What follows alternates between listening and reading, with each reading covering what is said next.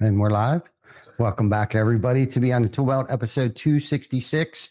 Thank you for joining us on this Wednesday edition. Today, we have another special guest. Stay tuned. We will be back after our short intro from our sponsors.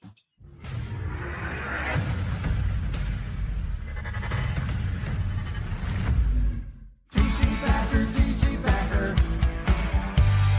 Roofing, siding, windows, gutter, solar. Roofing, siding, windows, gutter, solar. TC Backer. Welcome to Behind the Tool Belt, where the stories are bold, the conversations are real, and the insights come to you live, raw, and uncut.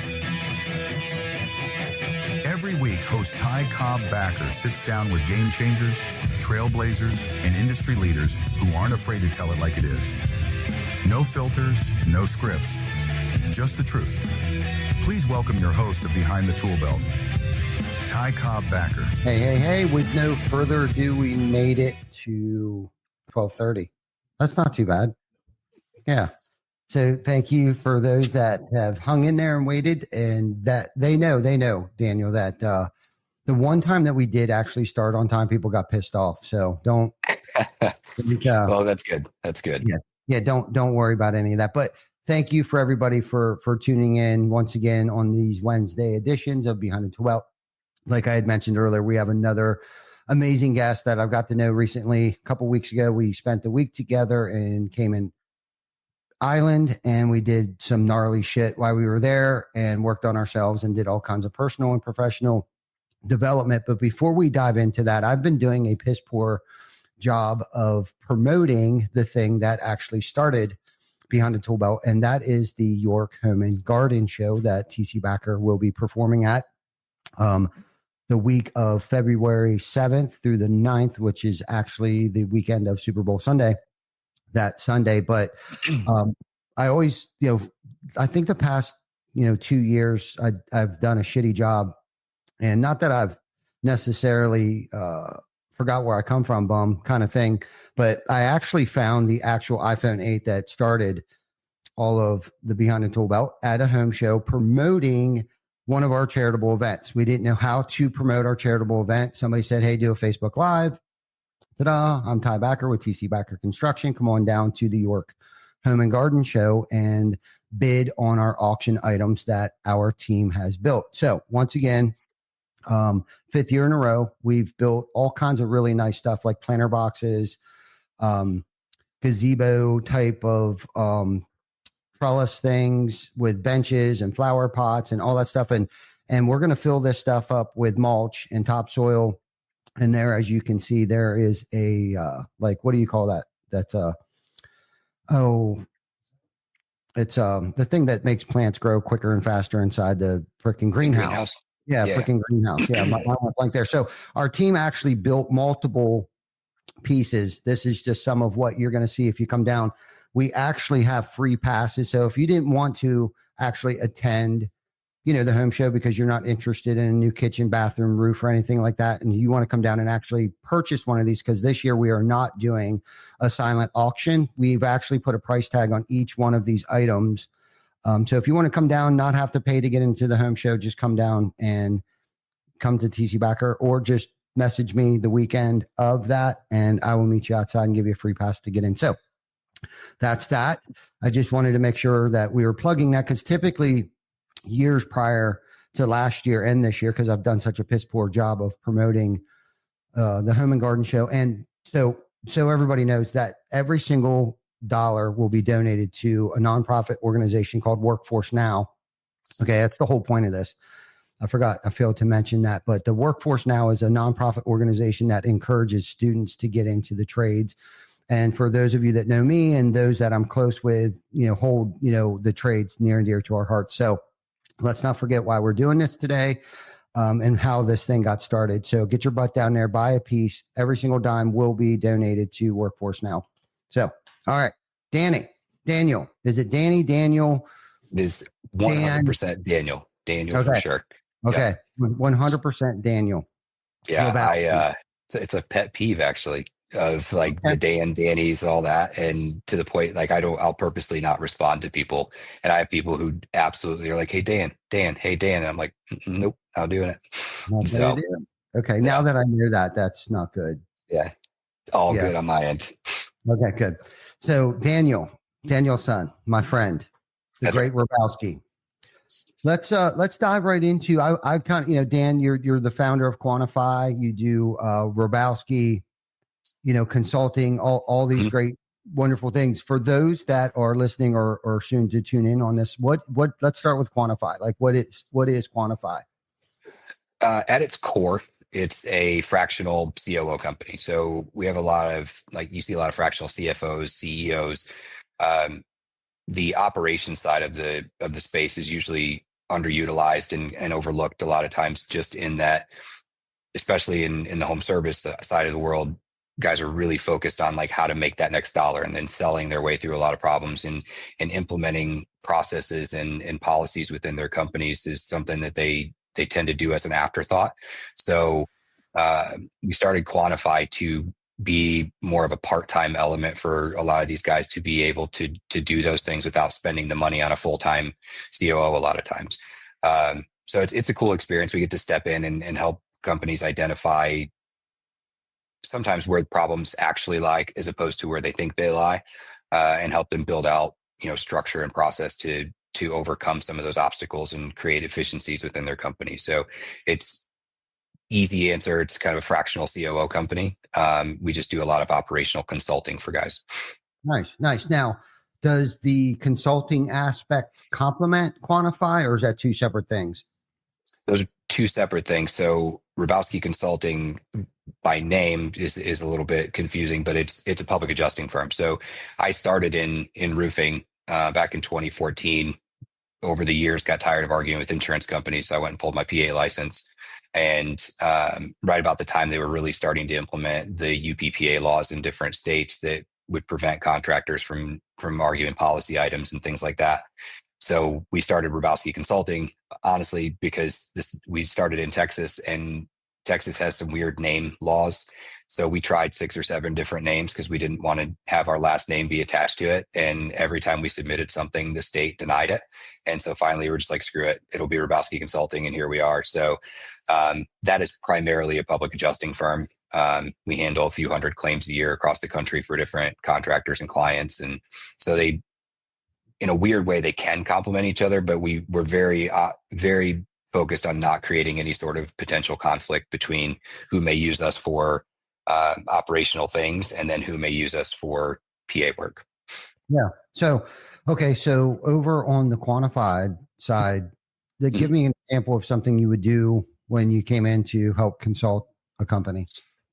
So the first thing we do, we run a 2-day in person with every company that we onboard. And the reason that we do that is we want to physically see where they're working out of, and because a lot of guys don't have offices, a lot of guys are working out of a home office or whatever the case is, and sometimes that may be the issue that they're trying to overcome. But it's a lot harder for guys to graze over certain topics when you're sitting there in front of them, right? If you're on a phone call with them and you're like, well, how are you guys doing on profit margins? They could be like, oh, I'm a 45, and then you don't get to see the facial expressions or the body language that goes along with that. And so we dive really heavily into the finance side of it, just from a profit margin, inefficient spending perspective. We look at if there is any sort of structural platform that they use regarding any sort of process, right? So what we find is that a lot of companies focus very, very heavily on the sales process side of things because that's what makes them their money. It's all the back end processes that they struggle with. So I'll give an example. So like we went into one company and we found from a lead closure perspective, they were closing like 18% of their leads, and they got, around 3,000 leads a year. And we can correlate that to a dollar amount. And that's usually where we end up having to go. But for them, it was like, if we could increase the efficiency of your guys closing these leads by 5%, that's another $500,000 in revenue for you guys. So we start to look at things like that. We try to find the most incremental changes that we can make that have the largest impact. And a lot of times it's getting past the owner's ego. It's a lot of times getting past their nervousness about scaling and a lot of times they think they have a grasp on what the problem is or the health of their company, and it takes an outside party who, I don't have an interest in sabotaging your company, right? The whole point of me coming in is to help you see something through a different lens.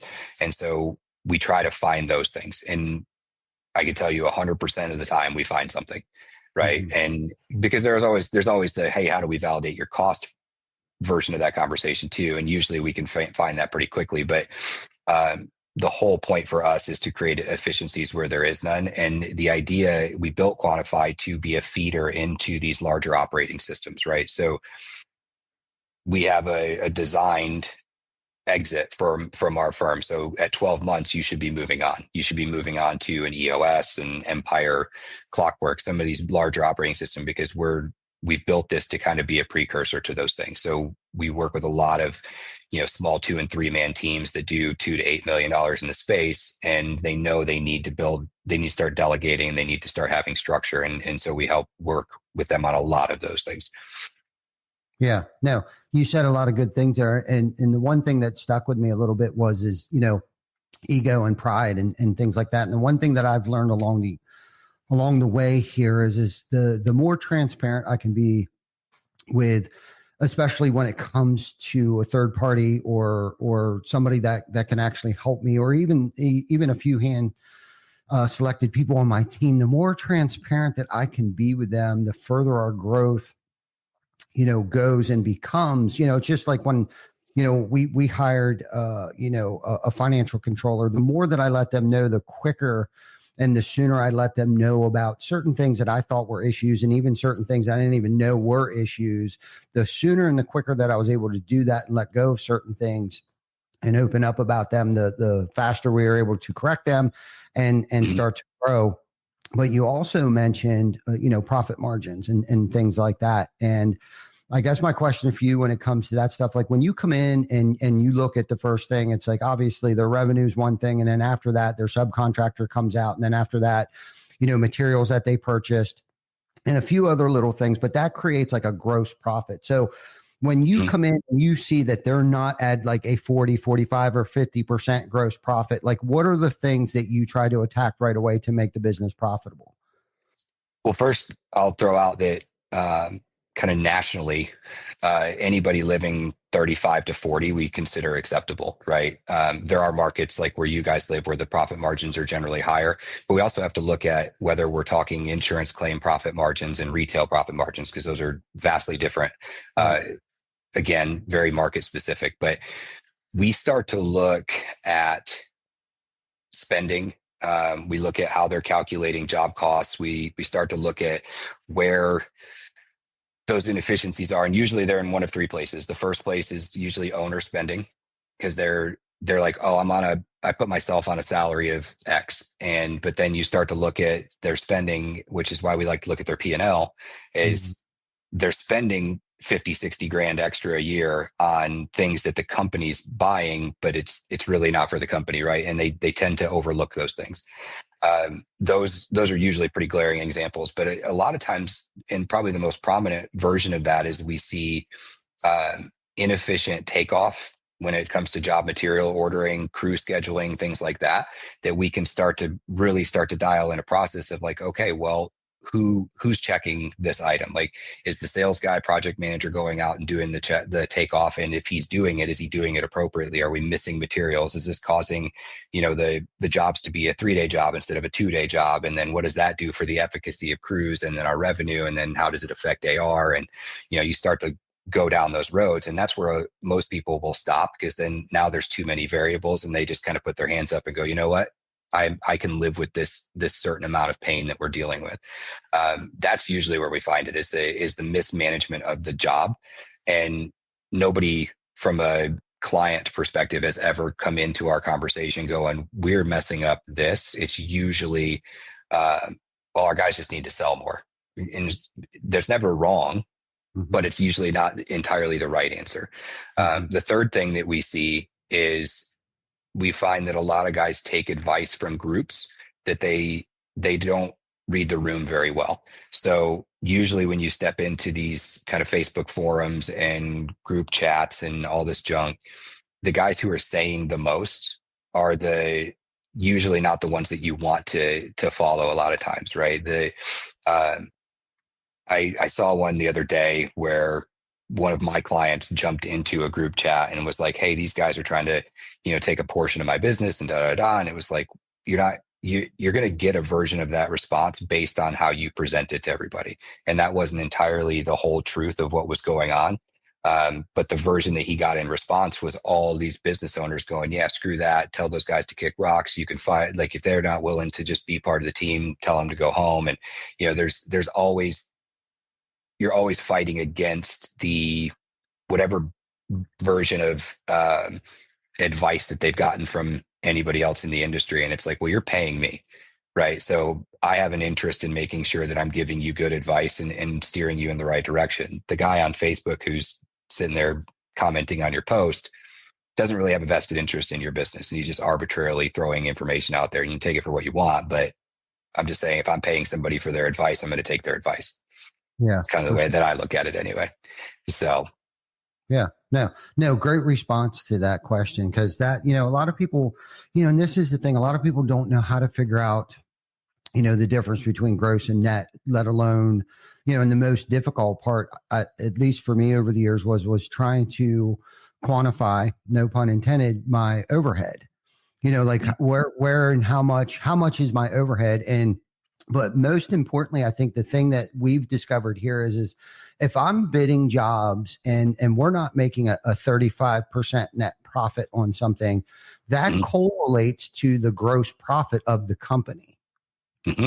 But you know what I'm saying? So if we're consistently bidding stuff and we're only making 19%, because a lot of people, I don't think they even understand the difference between gross and net on a P&L. Now, the gross profit on each particular job, and if you're at 19%, that's gonna correlate into your gross profit, and then that only leaves you 19% to work with for the cost of doing business. That's fuel, that's insurances, that's payroll, that's everything, the cable bill, the Wi-Fi, your computers, and all that stuff there.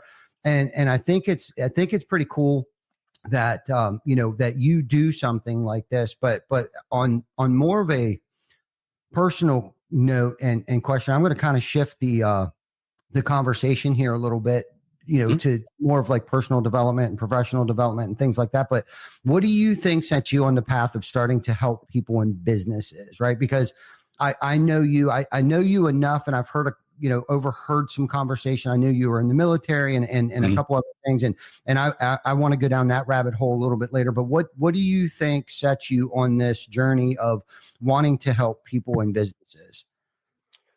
So I've always been that personality type of wanting to help people regardless, right? It's been this stamp of like everywhere you go. And I teach my kids this. It's like, you always want to leave a scenario better than you left it. You always want to be able to walk away from a situation or a relationship looking at it and saying, well, I've left a positive impact here. I've done something positive. You don't ever want the adverse side of that. Right. And so that's kind of just always who I've been. And then obviously going into the military and doing all that, like kind of compounds that. As far as on the business side of things, I think just very similar to a lot of other people in this industry, you get screwed over a handful of times by people that you trust or that you've worked with. And you're kind of faced with that choice of, do I kind of harden the exterior and kind of just be very self-serving and worry only about my own success and productivity? Or do you say, I'm going to make sure that I'm not the catalyst to some of those people affecting other people? And then how do you do that in a positive manner? So I've always kind of just leaned into the karma will find its way to deal with the people who screw other people over and do adverse things to folks. I'm just always going to do what I need to do to be on the right side of right. And with that, I got really good at working myself out of companies. So the last probably 4 or 5 companies that I've worked for kind of W-2 full time, we always hit one of 2 thresholds of either they have a ceiling and we can't move past that, and we've built everything that we need to build internally, and then they're spending money on me for no further growth because they've kind of put their own ceiling on things. Alternatively, we get to a point where we're starting to butt heads because as as a good COO or a good operations director or whatever title you want to put on it, there should be an expectation of reputation and authority within your company. Like if I become the COO of TC Backer tomorrow, there should be an expectation that I have a certain authority in there. And it's not a challenge of your authority, but it's an implementation of somebody new who has a very specific role. Egos get in people's way. And the amount of CEOs that I've butted heads with over the years where they're just like, I mean, I've literally had one say, if number 2 has more authority than number 1, then we need to rethink this whole scenario. And I was like, if you see it that way, then I'll just go. We're not going to overcome this. And so knowing that one of those 2 scenarios tends to happen is how I just kind of got into the fractional side of things, which actually I like better because I get to jump in, I get to leave an impact on a company and help them grow. And there's usually a tangible result there. We can see it. We chart everything out and we can look at trajectories and all that cool, graphs and pie charts and all that junk. I get the self-satisfaction of being able to do that now with 20 to 30 companies at the same time, as opposed to 1 or 2. Yeah. So. Yeah, no, I like how you kind of fell into, it sounds like you kind of fell into Quantify because of your past experiences and stuff like that. But do you think because of your past experiences, like jobs, your upbringing, good experiences, bad experiences, personal tragedies, personal wins, made you who you are today and do what it is that you do? I think so. Yeah. And you and I, obviously, we've interacted in a handful of different times. We haven't really got to know each other very well, except for the last few weeks. And one of the things that you'll figure out about me is that I don't ever get worked up about anything. I am constantly calm, and that's a byproduct of my past, right? One of the companies I work for, they went and got a shirt that said steady 6 on it because they said on a scale of 1 to 10, you're always at a 6. Like there's never an upkick or a downfall.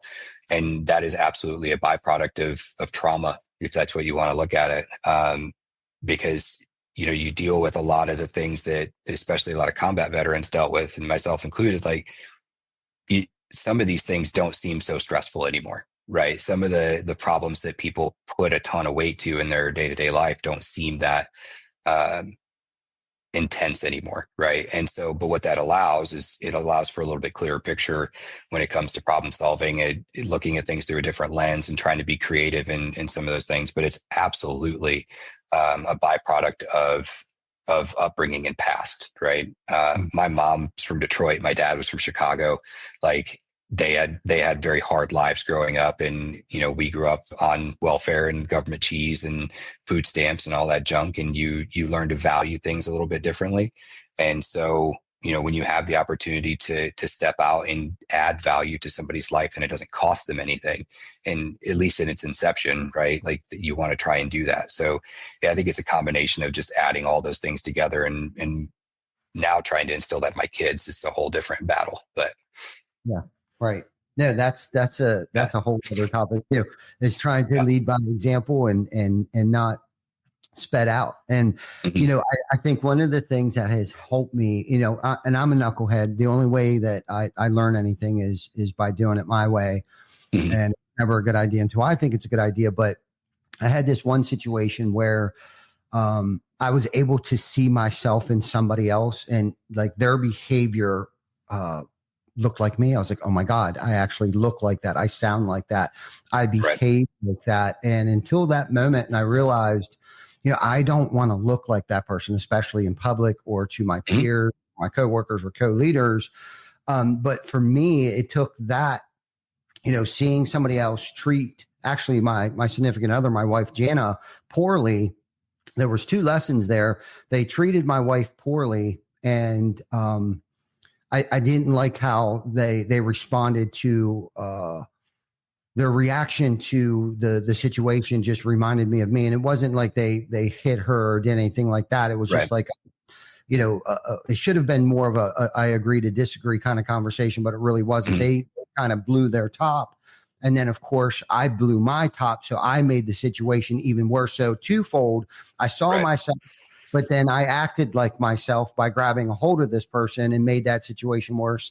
And I was the one that almost caught the charges and had to go to the courthouse. And they had an attorney and all this crap. Charges were dropped, long story short. But it's because of trials, tribulations, bad behaviors, and all kinds of different things that I've had to go through, and the transparency thing and letting go and letting somebody else come in and do the job for me sometimes where, at some point in time, I'm sure I'm going to have to step down and I consider myself the CEO, but in my email signatures, I'm actually the chief energy officer. And really today, that's all I bring to the team is I bring the heat, I bring the energy, I bring the charge. Right. And Glenn, who's my general manager up here, which should have a better job title, but I call him general manager because there's not much that guy does not manage, right, on a day-to-day basis. It could be production, it could be operations, and he does so many things throughout the course of the day. Holds meetings, reprimands people, right. Awards people that I completely have no idea that it's going on, and that's a hard transition and a hard pill, I think, for a lot of us entrepreneurs who think that we've built this. This is my baby. I've done this all by myself. And the sad reality is I couldn't have did this without all the help and the great people that I've actually surrounded myself around and that I've discovered too, is that I'm the only one that can screw this thing up. Like I'm sure you felt with the other entrepreneurs that you may have went to work for, that they're the ones that kind of screwed it up. But then we also sometimes have to eat humble pie and be like, look, we both played a part in this. And that's kind of why entrepreneurship begins. That's where the journey begins, because it's kind of like, I just can't work for other people. I love pouring into other people and I can't do it here because I feel like I'm being held back. So I have a question for you, another personal question. When do you think you identified that you were good at helping people? The day I got out of the Army. Okay. Was the first time I think I verbalized it. Right. I had always, because not to dive too far down on the military stuff, but I did 3 tours in Iraq and 1 year in Afghanistan. And at that point in time, there wasn't a lot of people who had done 4 deployments. And then nowadays you got guys that do 6, 7, 8, because they stayed in longer than I did. But you don't really talk about it, right? You're always playing the kind of patsy game with your relatives or your friends where they have these it's the same 3 or 4 questions from everybody, right? It's like, did you kill anybody? Did you see dead bodies? Was it hot over there? Like, it is a weird collection of questions, honestly, but you play that game and you move on. And that's essentially it. And, the humility that comes with some of that is challenging sometimes. And the day I got out of the Army, the last thing that you do is you walk into the DEER's office and you hand in your ID card and they basically tell you have a great day, which is why Daniel's such a big deal to me. Right. So I walked in there and I handed the lady my ID card and she said, "What's your name?" And I said, "Sergeant Hrabowski." And she's like, no, you're not anymore. What's your name? And I said, "Well, my name's Daniel." She goes, "Is it Dan or Danny?" And I said, "No, my name's Daniel. It's on my driver's license." And she said, "All right, Daniel, you have a great day. Thank you for your service." And I was like, "Is that it?" And she's like, "Yep." And so I walked out and my wife was sitting in the car and I got in the passenger seat and she said, "Are you going to be okay?" And I sat there and I thought for a second and I said, "I think so." I said, I think I can find enough solace in the idea that I've left a positive impact on enough people. And I feel like I've done enough for my country that nobody can look back at the last 11 years of my life and be like, "What have you done?" Right. And I was okay with that for a period of time. And then I was not okay with it anymore. And I had to refine some of those things and I think that's really what started the trajectory for me, was like, you lose a lot of yourself when you leave the military, because my whole life, I was 17 when I joined. So 17 to 28, that's all I knew. Right. And so all of a sudden I'm kicked out into the real world as an adult going, what do I do? Like, I gotta go find a job. I've never applied for a job before. Like, what does this look for? And, you lose a lot of yourself in that. And I found that the path forward for me, like my own version of medicine, was if I'm doing good by somebody, I have that, right? Like I'm still a person who is positively impacting other people. And, to your point earlier, you were talking about seeing yourself and that this version where you're like, I don't like that person. I've had that as well. And when Amy and I was dating, I was still in, and she was talking about all the combat time that I had. And I just told her, I said, I don't ever want to walk into a room and people see me walk in and go, oh shit, that dude's been through some stuff. Right. Like, and I'm confident that I've spent so much of my life navigating that space that when I walk into a room, nobody says that, because I don't want them to. Right. I could absolutely walk into a space and have that, that 1,000-yard stare and the just general, been through some stuff look. And I don't want the sympathy. I don't care to have the attention now. I used to hate it, but I feel like I've helped a lot of people through their own traumas by being there and opening up about my shit. And it helps. Right. And so I think for me, the day I got out was the first time I ever actually like put thought into it and said, this is a path that I think I'm just going to get stuck on. And I was hit or miss on it for a long time. And then in December of 2022, I had a buddy of mine pass away from complications from being deployed and whatever. And the first person that got called was me. And I struggled with that one a lot. And my wife looked at me and she said, you either need to step in or step out. She's like, you need to be headfirst into this, and you need to be an advocate, and you need to help people wherever you can, or you need to pull yourself so far out of this that they don't call you anymore. And I couldn't pull myself out of it. So here we go. This is what we're doing. So I've just been kind of on that path, and it works. And I feel good about it when I run into people and I see them 6 months later and they're like, hey man, that thing that you said, blah, blah, blah. Or, hey, that advice that you gave me changed everything, whatever it is, as long as it's positive, I'm cool with it. I know that I'm the asshole in somebody's story, right? We all are, but Yep. I can minimize those. Yeah. Well, how did you get yourself out of that? I mean, I know I heard you say that, you started pouring into people and where you could be of service to people, but when those moments that, you're alone, or those nights that you can't sleep and everybody in the house is sleeping and stuff, like, how did you get through some of that stuff that you may have experienced over in Iraq and then coming back and having a wife and dealing with that, and dealing with yourself and trying to enter and be a productive citizen of society? Like, how did you overcome that and get where you're at today? So I actually said this, a version of this when we were down in the Caymans, and Eric came and talked to me afterwards. He's like, I get what you're saying, but you might want to think of the way that you deliver that statement. So I'll kind of see if I can change it around and you might recall it. But I had to come to terms with where my idol was, right? So there's always that like forced reliving of moments where you're like, I'm purposely kind of putting myself through this pain again, because I need to remember, I don't want to forget certain things, but then in the same breath, you can't live there.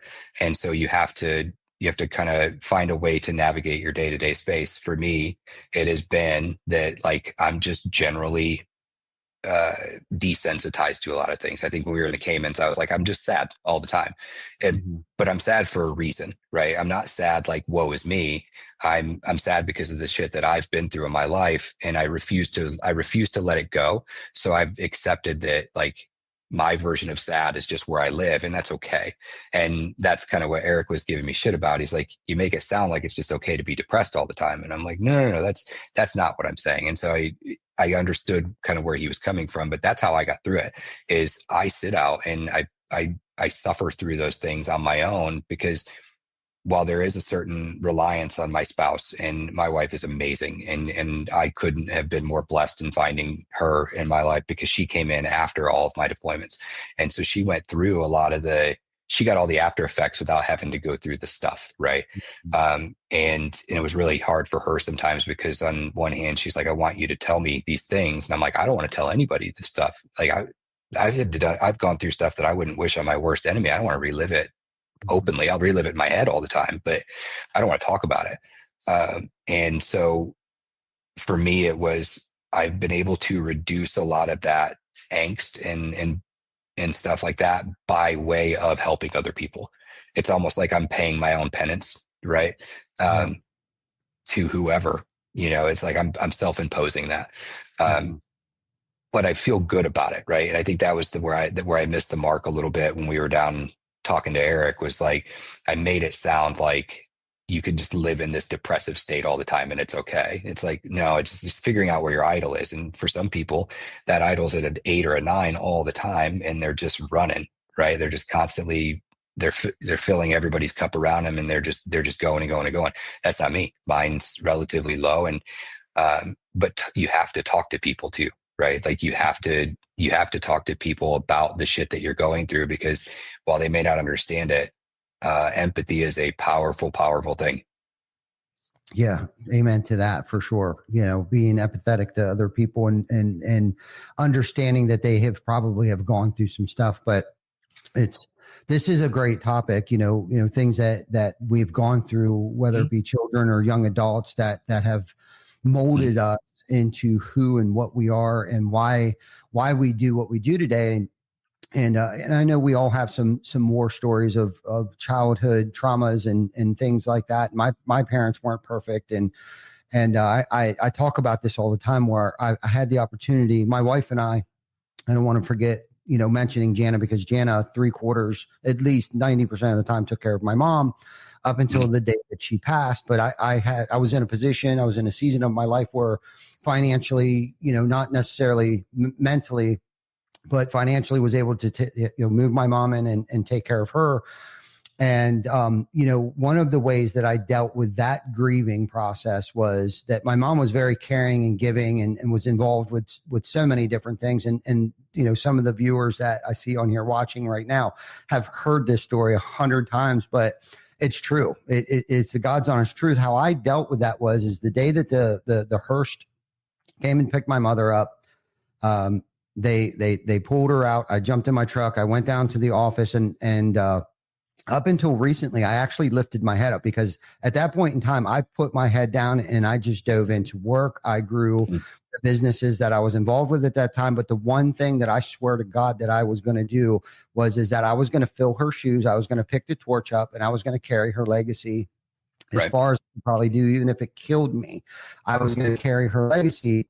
And what I mean by that is the things that she was involved with, the DARE program, the Exchange Club, the Chamber of Commerce, Summer Jubilee, Santa's Breakfast, all of these things that she would just, you know, be a part of all these clubs, but she was more of the outreach and the committee. She was a part of the committees of helping the less fortunate and feeding the less fortunate, clothing the less fortunate and stuff. And I swore to myself that I was going to be my mother's greatest accomplishment, no matter what. If you know, her looking down at me, and you know, I just want her to be so proud. And a lot of people can't say that about their parents. They might not have liked their parents, but I've accepted a lot of things that my parents didn't do right, and I just knew that they did the best that they could. And I don't know if that's just because I can't live with resentment today, and I don't want to live with resentment. I don't always have to be right either. It's like I would rather be loved than be right and love. Than it was, because I used to live life wanting to be right so much that it literally was spiritually killing me inside. But it through all of those experiences that I've put myself through, and some of those things that I had no control over, you know, have molded me into being the person that I am, and has helped me and motivate me to want to help people and other businesses and things. And that's kind of why I was going down this rabbit hole, because I really wanted to hear that from you, because what I'm picking up from the few times that we have had conversations, and some of the conversations I've overheard you having with some of the men while we were in Cayman, I felt like, you know, Daniel's a good dude. And so I guess my question for you, after listening to what you were saying, and this whole, you know, you're 6 and the, not depression, but the sad, like you're sad. Is this something that like you are working on, or is it something that you've accepted? Like, okay, I'm a 6, I'm sad, and I'm okay with that. Or is there something you've been doing to help yourself not be sad anymore? So I think I look at it from an interesting perspective, in the sense that if I said that I was a 6 and I was happy, nobody would bat an eye. Right. If I said I was a 6 and I'm okay, nobody would bat an eye. But because I used the word sad, I think it brings a certain, wait, why are you sad? And the fact of the matter is that, you know, people's trauma is people's trauma, right? And mine's no heavier or lighter than yours and how you want to handle it or anybody else. And mine is not, I wasn't abused as a kid. My parents had a tough life and they did what they could for us. And, I don't have like that I had a really shitty childhood story. I don't. My trauma didn't start until 2003. Right. And, those events are sad. Right. And that's okay. I've been divorced twice because of different reasons. Right. And those are sad. But I want to know that when my day comes and I'm put in the earth, that my kids and anybody who decides to show up at my funeral can be like, man, every time I needed that dude, he's here. Mm-hmm. Every time I needed advice, he at least had an opinion that was helpful, or he was there for me, and he reached out to me when nobody else did. Like, I want to be that person. That's the person that I feel like I was put on this earth to do.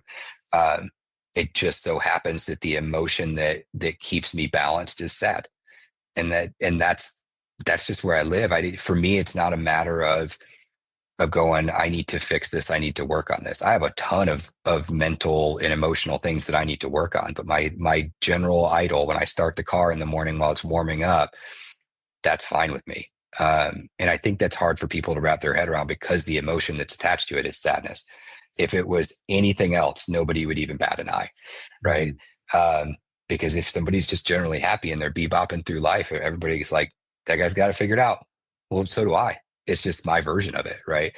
And I think that's something that my youngest is autistic, and emotions are a big conversation for us in the house all the time. And anybody who's been around a kid with autism, they have big emotions and they don't know how to handle them sometimes. And the conversation that I have consistently with my youngest is, look, buddy, you can have that emotion. Don't ever let anybody tell you not to have the emotion, but you have to be able to navigate it, right? And he doesn't know the stuff that I went through, and I would kind of keep it that way. But I feel like I would be a hypocrite in telling him that it's okay to have these emotions and you have to navigate them and do all that if I wasn't doing the same thing. And I practice that every single day, and I'm okay, because prior to those words coming out of my mouth, anybody who's ran into me at a convention or in public or on a job site or whatever would never be like, man, Daniel must be sad all the time.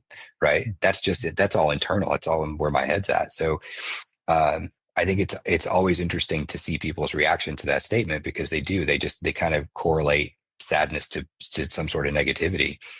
I'm cool with it.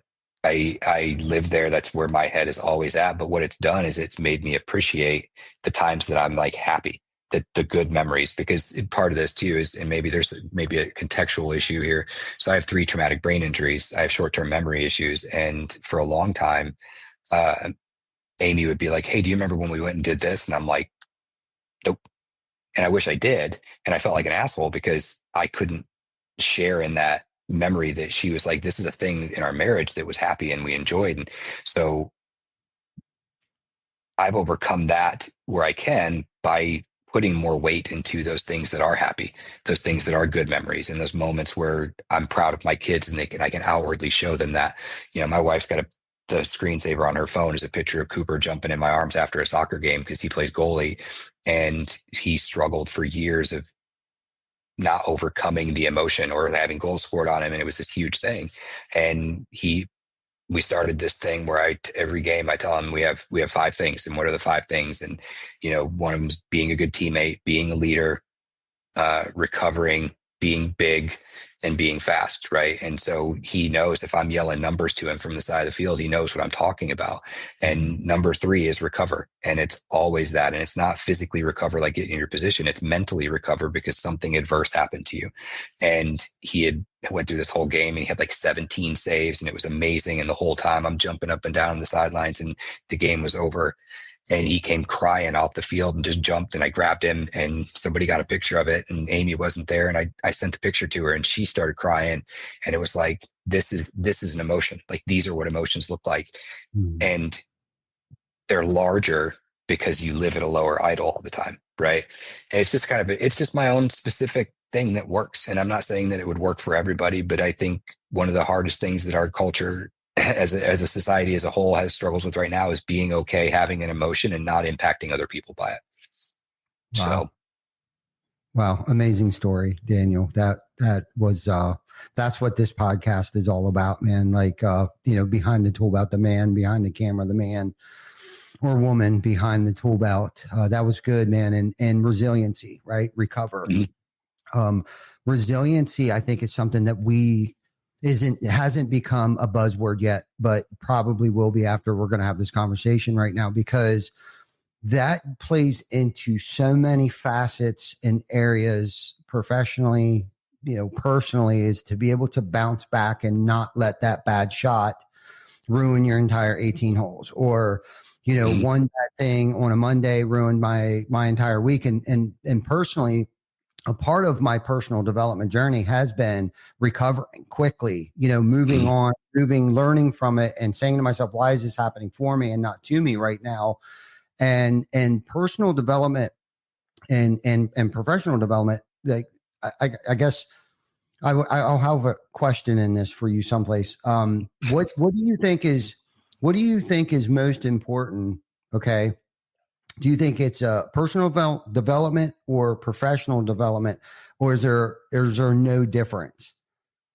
Oh, there's a massive, massive difference, right? I correlate professional development into the just constant learning of your craft, right? So whatever it is, if you're an entrepreneur, you obviously know that you're going to have a variety of different tools that you're going to use all the time, but there's that constant learning new things. And being an ops person, there's always some new version of an old tactic that's always there, but you need to learn it. So you're developing professionally. The personal development side, I don't think that you can grow into a successful business owner and a leader without being sound yourself, right? Like, again, if you're off balance and you're an addict, or because that's a big thing in our industry, right? It's like a lot of guys who are running businesses are recovering alcoholics or recovering prescription drugs or hard drugs or whatever. And for somebody like me, it's adrenaline, right? I was addicted to adrenaline for a long time because of the austere situations that I had found myself in. I never had a problem with drugs or alcohol, but you still have to overcome that in some capacity. And until you are self-aware enough to recognize that you're always refining your own edges, you're not going to be a capable, effective leader for the people that you want to have in your ecosystem and in your life and in your business. With that being said, the biggest thing that I have recognized is that the version that you have of yourself is very rarely the version that other people have of you.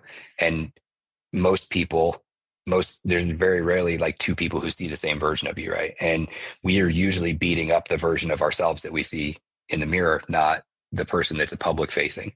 But you only get that sort of self-awareness by going down the personal development road. You have to be doing things to make yourself better, because if not, you're going to be stagnant. So to me, they're very vastly different things.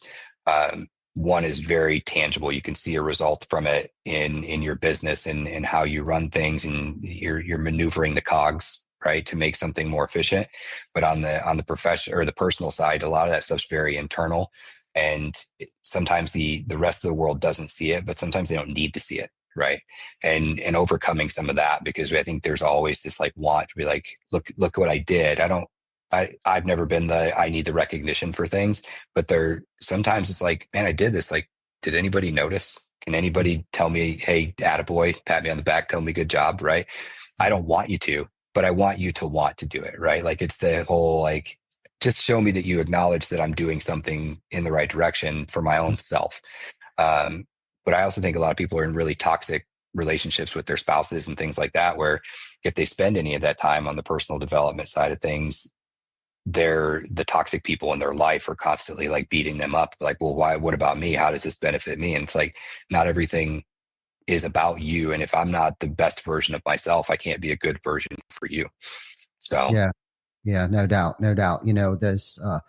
This is a good topic, because there are some things, personal development, for me definitely translates in a lot of areas of my professional life, but it really starts with personal development. And I like how you said, being in a toxic relationship. And unfortunately, a lot of us stay in those because it's just easier, not because it's going to be the best thing for us. And that could be in a work relationship, that can be in a personal relationship. And that's a completely different podcast there. But, for me, I think development in general, whether it's, professional development or personal development, it really starts personally, because if I'm dealing with things, working on things rather, on how I handle situations, like, am I the person that's going to freak out over, my 23-year-old wrecking the car is probably going to translate how I react to certain things at work, right? Or it be big or small. So for me, over the years, when I began this personal development journey, it was one of those things of just what that was one of the biggest things, was how I reacted to certain things that would happen, whether it was personally and it really started in my personal life, like, especially when my, to talk about my mom again, of dealing with, the bad things that were going on at home at that time and not taking that stuff to work. So learning how to know when to deal with those things, right. So I'm not wearing this on my face all day, every day, right, and making poor decisions because I can't think straight, because all I can think about how my mom is passing, dying in her bed today.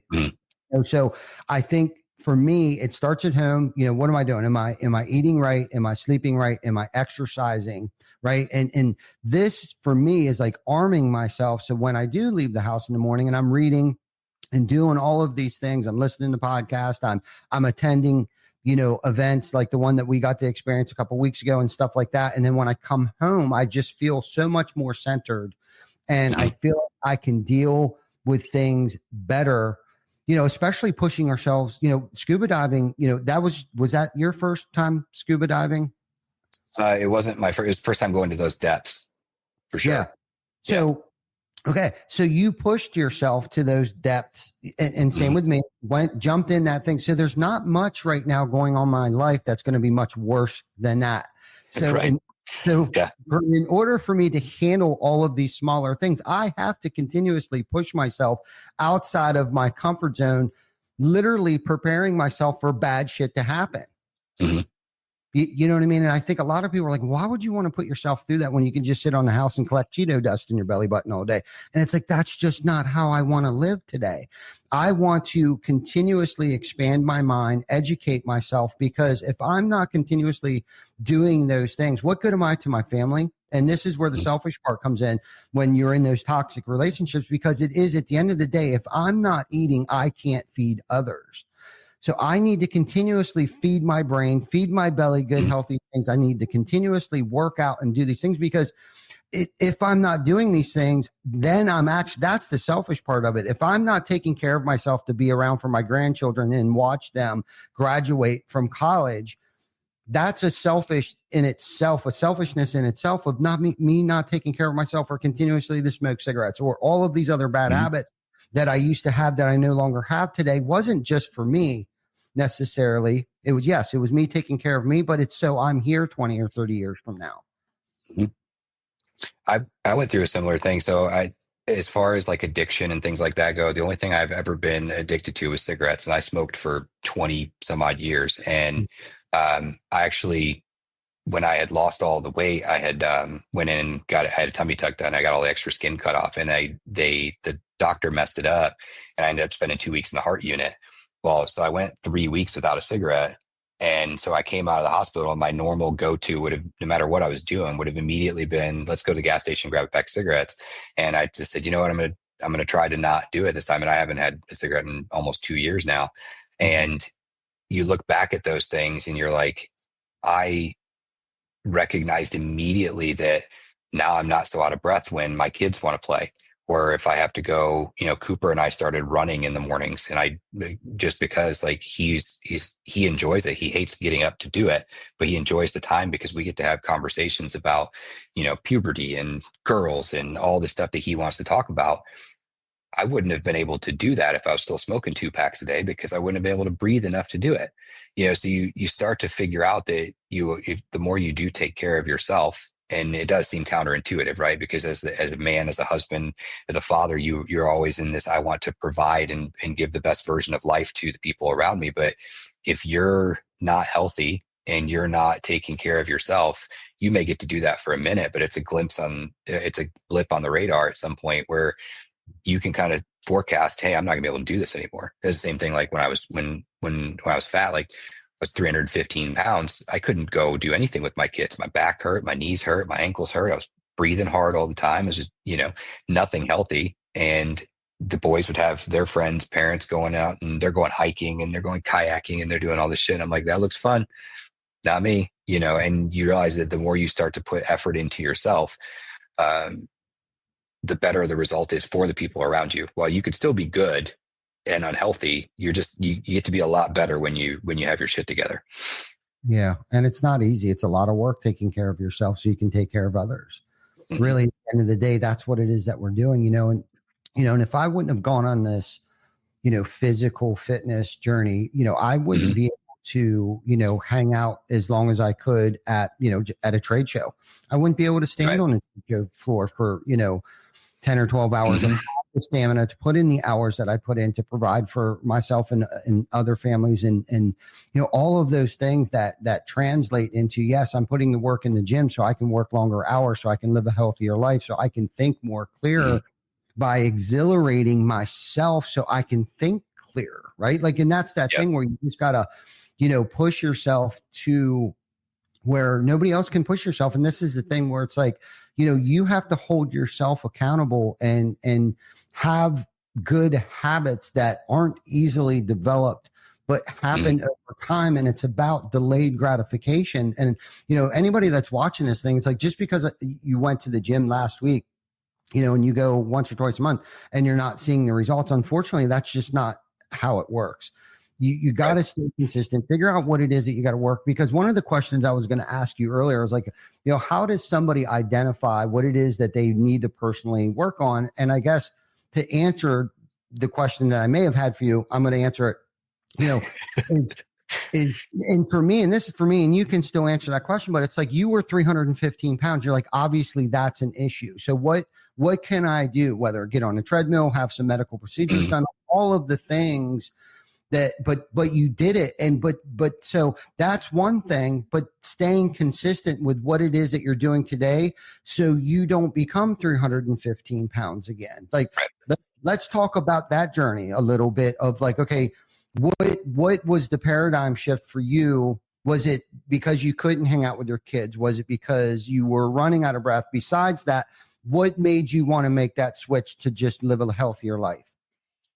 So I had a mixed bag of situations in that. But so first I had a big hole in my esophagus from the water in Iraq being overchlorinated and overchemicalized so we could drink it, right? And because they're pulling water out of the Euphrates River, which is like one of the nastiest rivers in the world, and it eroded this massive hole in my esophagus. So I had to have a procedure called a Nissen fundoplication done. So basically they cut your esophagus off of your stomach, get rid of all the bad, and then reattach it. Basically at that point, the stomach acid can't go anywhere and whatever. So I had that done in 2014, I think. And I blew up after that. I got really, really big after that. And it's like the fat bastard from Austin Powers, right? Like, I eat because I'm depressed because I eat. Like, it was just that constant cycle all the time. Mm-hmm. And you'd work out consistently for a month and you'd lose 5 to 7 pounds, and then you'd gain 10 pounds back. And, you just kind of go through, and we tried every diet known to man. And then the Nissen actually started to fail. And the next step from a Nissen failing is a gastric bypass. So they're like, if it's not going to work, then we're going to do a whole bypass. So I was kind of in this position where it was like, so you're going to fix my esophagus and I'm going to lose a whole bunch of weight doing this. Like, I should have done this years ago. Like, we should have just skipped that step and done this right away. And so when I had that done, it was kind of this immediate, like, you have to do a pre-op diet so you can actually have the surgery. But to your point a minute ago about maintaining that consistency afterwards is, I've had when you're in that community, it's kind of this weird community where like there's Facebook groups of people who have all had bypasses or sleeves or whatever, and they document their weight loss journey and whatever. And we have some friends that did theirs, and have gained all the weight plus some back because they treated the bypass as this like magic solution to their problem. While it is, you still have to be consistent. And like I don't drink anything carbonated. I try to consume less than like 30 grams of sugar a day, and I avoid bread as much as I can. But sometimes, you're out in restaurants or whatever, and you don't really you end up getting some with bread in it, whatever. But for the most part, I avoid all that stuff like the plague. And that's why I've been able to keep the weight off for multiple years, where we have friends that lost a ton and immediately gained it back because they immediately went back to drinking beer. Or we had one friend who went back to drinking red wine because she's like, well, it's not carbonated. It's like, it's all sugar. Like your body's retaining that. And so what I learned from that was that the diet that works, get rid of things that are bubbly, reduce your sugar, don't eat bread. Like if you could just do those three things, you'll lose a ton of weight. But I actually got down so low that my doctor was like, we're putting you on a cycle of steroids to put weight back on you. Cause I got down to 164 and I'm 5'10", and I looked like a cancer patient. And so he's like, hey, we're going to put you on a cycle of steroids. I need you to work out every day for 8 weeks. And I was like, okay. And we did that. And we got up to like 205, and I sit between 205 and 215 all the time now. And I feel good here. But I work out at least 3 times a week, and I eat relatively healthy, and I'm active. I don't sit all day long like I used to. And you have to create those consistencies in your life, or you're just going to fall right back into the same thing. So, I think that's why dieting is such a struggle for people. Is because they see that immediate loss of a few pounds because their body's in shock, and then they fall off the wagon and they put more pounds back on, and it becomes this weird cycle. But the same thing exists for addiction, right? Like there are plenty of days I'd love to have a cigarette, but I know as soon as I have one, I'm going to have 2, and then I'm going to have a pack, and then I'm going to be stuck there for the next 20 years, so I just don't do it. But I see guys all the time that toe that line where they're like, oh, I only have a cigarette when I'm drinking. And it's like, okay, how often are you drinking? But I think you have to create those consistencies, and habits are not something that happen immediately, right? They're formed over time. And honestly, I wish I had better habits. I wish that I was more consistent in my working out. I wish I was more consistent in some of these things. And all you can do is work on them. So. Yeah. And it's never too late. It's never too late. And it has to start somewhere. Anytime I start slacking off, and it doesn't matter what time of day or how much I ate that day, I say to myself, it can happen now. Right. Mm-hmm. And I tend to fast. I'll do intermitting fasting. And that seems to work really good for me, especially coming up on, I'm not a spring chicken anymore. I'm 50 years old. So it's hard for me, kick in my metabolism, especially if I'm eating Cheetos laying in bed at night. And that, I know for me, that is a metabolism killer. And so we've kind of removed those things. Like I don't have I like Swedish fish. I like Twizzlers. I like all that stuff. And I had a whole drawer next to my bed. And one night I ate like a half a bag of Twizzlers. And I was like, you know what? I just picked them up. And this was about a month or 2 or maybe 3 ago. And I'm in a comfortable weight, but I know what it's going to do to me. Like I started to slip again. And God bless Jana. She knows I love that shit. So when she's at the grocery store, she'll pick this stuff up. I picked it all out of the drawer, and I went out to the trash can and I threw it in the trash can. And this was probably 10:30 at night, but that's where it started for me again. Right. Yeah. 10:30 at night. I don't have to wait till, tomorrow night. I don't have to wait till 7 a.m. in the morning. It's like, if you make that conscious decision, it can happen at midnight. It can happen at 1:30 in the afternoon. It doesn't matter. And like you said, I loved how you said, like, cut out the carbs, cut out the sugar, sodas, Red Bulls, things like that I've removed. I'm down to 1 cup of coffee in the morning. That's it. I've noticed that has done so many things psychologically, physically, and mentally for me by just drinking 1 cup of coffee a day.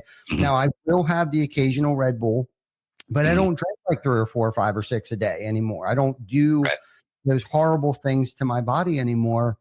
And it's tough. It's not easy. And I think for me, I am my own worst critic, man. I will kick the shit out of myself worse than anyone else could possibly say or do to me on any given day, but it's like, it's okay to start over and it can start at any time, I guess is, the moral of the story. Yeah. You don't have to start the diet on Monday. Right. Like you could start it on a Thursday. You'll be fine. You don't have to start that workout plan on a Monday just because, your workout regimen that you Googled says on Monday, do this, on Wednesday, do this. Like, cool. Start your workout on a Wednesday. Who gives a shit?